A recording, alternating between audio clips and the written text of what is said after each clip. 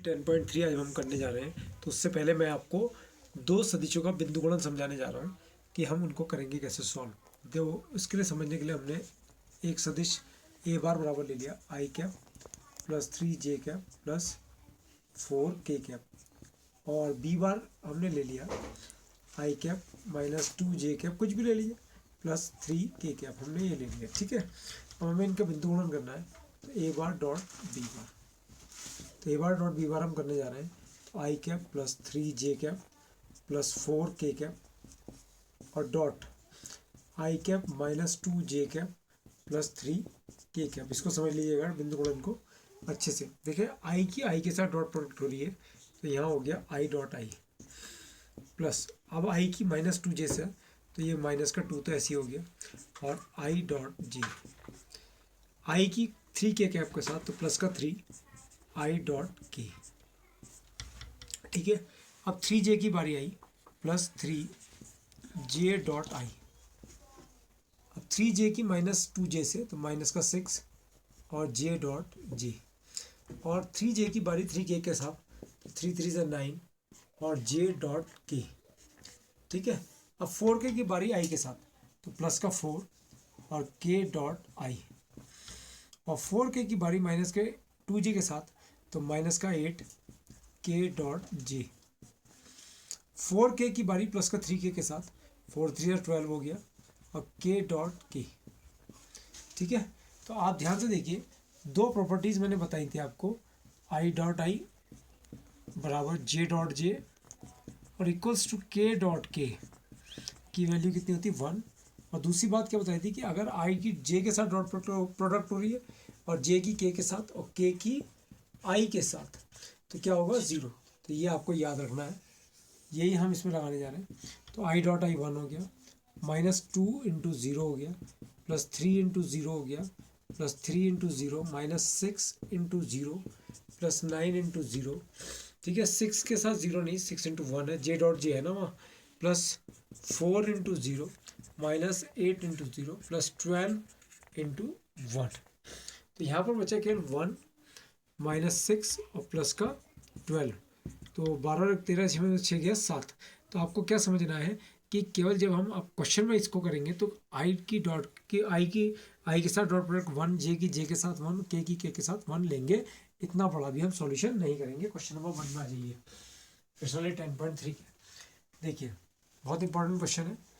दो सदिशों ए बार और बी बार के परिमाण क्रमशः √3 और √2 है, 2 है केवल। तो परिमाण दिए, इनकी मैग्नीट्यूड मॉडुलस दिया है।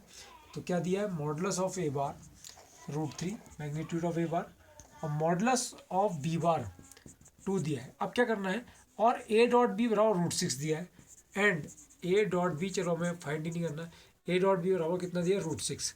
तो कह रहा है ए तथा बी के बीच का कोण ज्ञात करिए। तो माना ए बार तथा बी बार के बीच का कोण क्या है, थीटा है। ठीक है, इसलिए आप फॉर्मूला आप जानते ही हैं, तो कॉस थीटा बराबर होता है a dot b upon mod a और mod b, magnitude of a magnitude of b. तो cos theta is equal to a dot b की वैल्यू हमें दी है √6 और मैग्नीट्यूड ऑफ ए की वैल्यू √3 है और मैग्नीट्यूड ऑफ बी की वैल्यू √2 केवल 2 है। तो √3 से √6 को डिवाइड करेंगे तो कितना आएगा, √2 अपॉन 2। √3 से √6 को डिवाइड करके √2 आएगा। तो cos theta is equal to आ गया, √2 से 2 को डिवाइड करेंगे तो 1 अपॉन √2। तो cos theta is equal to, ये किसकी वैल्यू होती है कॉस में, कॉस π/4 की होती है। तो थीटा बराबर कितना आ गया, π/4। तो ये इत्तेफाक से हमें ए डॉट बी भी दिया था, मॉड ए मॉड बी सब दिया था। क्वेश्चन नंबर 2 में आ जाइए। सदिशों i minus 2j cap plus 3k cap और 3i minus 2j cap plus k cap के बीच का कोण हमें ज्ञात करना है। तो सबसे पहले क्या करेंगे आप, फर्स्ट ऑफ ऑल सबसे पहले कि पहले सदिश को ए बार मान लेंगे और i cap minus 2j cap plus 3k cap, तथा दूसरे सदिश को आप बी बार मान लेंगे, तो 3i cap minus 2j cap और प्लस k कैप। ठीक है, सबसे पहले magnitude of a, modulus of a ज्ञात करेंगे। अंडर आई कैप का गुणांक का स्क्वायर 1 का स्क्वायर प्लस माइनस 2 का स्क्वायर प्लस 3 का स्क्वायर। तो मैग्नीट्यूड ऑफ ए, मॉडुलस ए की वैल्यू 1 प्लस 4 प्लस 9 तो मैग्नीट्यूड ऑफ ए आ गया √14, ठीक है। अब यहाँ पर आप क्या करेंगे, मैग्नीट्यूड ऑफ बी फाइंड कर लेंगे। तो अंडर रूट के अंदर आई कैप के गुणांक का square 3 square minus j cap के गुणांक का -2 का स्क्वायर प्लस के कैप के गुणांक का स्क्वायर 1 का स्क्वायर। तो मॉड बी की वैल्यू आ गया अंडर रूट के अंदर 9 + 4 + 1। तो मॉड बी की वैल्यू आ गई बच्चों √14 ही आ गया, दोनों की वैल्यू √14 आ गई, मॉड ए की और मॉड बी की। अब आपको चाहिए क्या, ए डॉट बी। तो ए डॉट बी अब आप देखिएगा कैसे फाइंड आउट करेंगे। तो आई -2 जे कैप और +3 के कैप डॉट और 3 आई कैप -2 जे कैप प्लस के कैप। तो यहाँ पर ए डॉट बी की वैल्यू आ गई। तो अब आपको वैसे नहीं करना है, जैसे मैंने आपको सिखाया था, आई की आई के साथ 3 आ गया, -2 जे की -2 जे के साथ प्लस का 4 आ गया, 3 के के साथ प्लस का 3 आ गया। लेकिन इतना हमने डायरेक्ट कर दिया ये। तो डायरेक्ट करने के लिए अब हमें बताना पड़ेगा कि आई की आई के साथ और जे की जे के साथ और के की के साथ जो डॉट प्रोडक्ट होती है 1 होती है। ये कैसे होती है मैं आपको पूरा प्रूव करके बता चुका हूँ। बिकॉज और अगर हम आई को जे के साथ डॉट प्रोडक्ट करें और जे को के साथ डॉट प्रोडक्ट करें और के को आई के साथ डॉट प्रोडक्ट करें तो वो क्या हो जाएगी, 0 हो जाएगी। तो इसलिए ए डॉट बी की वैल्यू आ गई 4 3 7 और 3 10। कोई डाउट आपको? तो अब हम क्या लिखेंगे, माना सदिश ए बार तथा बी बार के बीच का जो कोण है वो थीटा है। इसलिए formula cos theta y = a dot b upon modulus b, sorry a dot b upon modulus a और मॉडुलस बी। तो cos theta = modulus a dot b की वैल्यू 10 है, ये √14 है और ये √14 है। तो ये आ गया 10 अपॉन √14 को √14 से मल्टीप्लाई करा 14 आ गया। तो 2 5 = 10, 2 7 = 14। तो थीटा = cos इनवर्स 5/7 इसका आंसर आ गया। दो सदिश के बीच का कोण आ गया। अब क्वेश्चन नंबर 3 पर है, ये मोस्ट इंपॉर्टेंट क्वेश्चन है, करीब करीब एवरी ईयर आपको मिलता है। सदिश i + j पर, इस वाले सदिश पर है, इस सदिश का i - j का प्रक्षेप हमें ज्ञात करना है। तो सबसे पहले आप क्या करेंगे कि पहले सदिश को हमने ये बार मान लिया i + j और b हमने मान लिया, इसको दूसरे वाले को b मान लिया i - j। प्रक्षेप आपको ने काफ़ी इस बारे में मेरे से डिबेट करी थी, आज भी काफ़ी हमारा कॉन्वर्सेशन हुआ इस बारे में।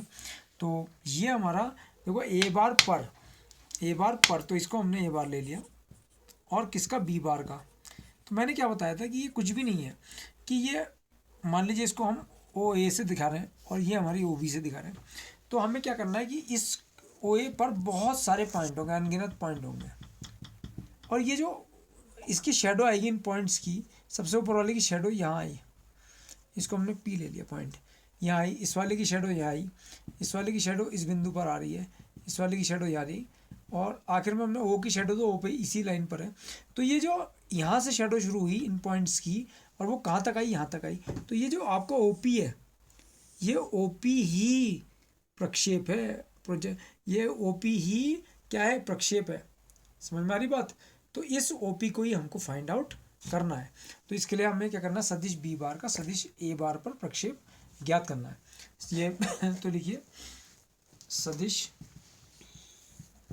बी बार का सदिश ए बार पर प्रक्षेप, सदिश बी बार तो कितना है, आप देख रहे हो चित्र में ओपी दिख रहा है, तो वो प्रक्षेप ए ओपी, तो वो कितना होगा, बार नहीं होगा, ओपी दूर डिस्टेंस है। तो बी बार का ए बार पर प्रक्षेप, तो b bar dot a bar upon modulus a, याद आया कुछ? बी बार का ए बार पर प्रक्षेप है, अगर होता है ए बार का बी बार पर तो a dot b upon modulus b, तो ओपी डिस्टेंस है, सॉरी, और बी बार की वैल्यू कितना है, i cap minus j cap dot i cap plus j cap upon under root के अंदर 1 का स्क्वायर प्लस 1 का स्क्वायर। तो ओपी की जो वैल्यू आई, आई की आई से डॉट प्रोडक्ट 1 माइनस जे की जे से डॉट प्रोडक्ट 1 हो गई, ठीक है। तो और अंडर रूट के अंदर ये आ गया आपके पास 1 + 1 2 आ गया। तो यहाँ पर लिख देंगे चूँकि i dot i = j dot j is equal to 1 और आई डॉट जे की जब हमने गुणा करी डॉट प्रोडक्ट करी तो कितना हो गया 0। तो ओपी जो आया प्रक्षेप जो आया ये 0/√2 यानी कि इसकी वैल्यू क्या आ गई 0 आ गई। इसका जो प्रक्षेप है ये जो डिस्टेंस है ये कितना आया 0 आ गया। ठीक है, अब इसी का एक फोर्थ क्वेश्चन हम ले लेते हैं, ध्यान से देखिएगा। ये भी हमारा प्रक्षेप का ही है, सदिश इतने का इस सदिश पर प्रक्षेप। तो माना ए बार बराबर जो है वो ए बार बराबर i plus 3j cap plus 7k cap तथा और बी बार बराबर है 7i cap minus j cap plus 8k cap है। तो लिखिए ए बार का बी बार पर प्रक्षेप। ठीक है, तो प्रक्षेप बराबर क्या हो गया ए बार का बी बार पर है, तो इस बार a dot b upon modulus b. तो ए डॉट बी कितना हो गया आई प्लस 3j प्लस 7k और dot 7i cap minus j cap plus 8k cap upon modulus b under root के अंदर हो गया 7 का स्क्वायर और प्लस माइनस 1 का स्क्वायर प्लस 8 का स्क्वायर। तो इसकी डॉट प्रोडक्ट इसके साथ कर दी 7 प्लस माइनस 3 हो गया, ये आई की आई के साथ होगी, जे की जे के साथ और के की के के साथ प्लस के 56 upon under root 49 plus 1 plus 64। Because i dot i ये लिखना बहुत ज़रूरी है, जे डॉट जे और के डॉट के की डॉट प्रोडक्ट 1 है और आई की अगर जे के साथ कर देते हो और जे की डॉट प्रोडक्ट के साथ कर देते हो और के की आई के साथ करते हो तो क्या होगी 0। इसको बताना बहुत ज़रूरी है। तो यहाँ पर अगर देखें आप 56 में अगर 7 जोड़ते हैं या 56 में 4 जोड़ते हो 60 आ जाता है, क्योंकि 7 में 3 घटाएंगे 4 बचेगा 49 और 50 और 50 में 60 अगर जोड़ेंगे तो 114। तो अगर हम यहाँ मल्टीप्लाई कर दें 114 से ऊपर 114 से नीचे तो परिमेयकरण करना चाहते हो तो कर लो 114 अपॉन 114 और 30 ये हो जाएगा और 57 ये हो जाएगा। अगर हम 114 के गुणनखंड करें 2 पंजे 10 2 सत्ते 14 और ये तो फिर 3 से ही कटेगा, 3 कम 3 और 3 कम 27 तो कोई फ़ायदा नहीं होगा। तो इसका अंदर 60 अपॉन इनफ था ये आंसर 60 अपॉन अंडर रूट 114 मात्रक लिख दो इसमें क्योंकि डिस्टेंस है ना ये, तो इसलिए इसको आपने कर दिया सॉल्व।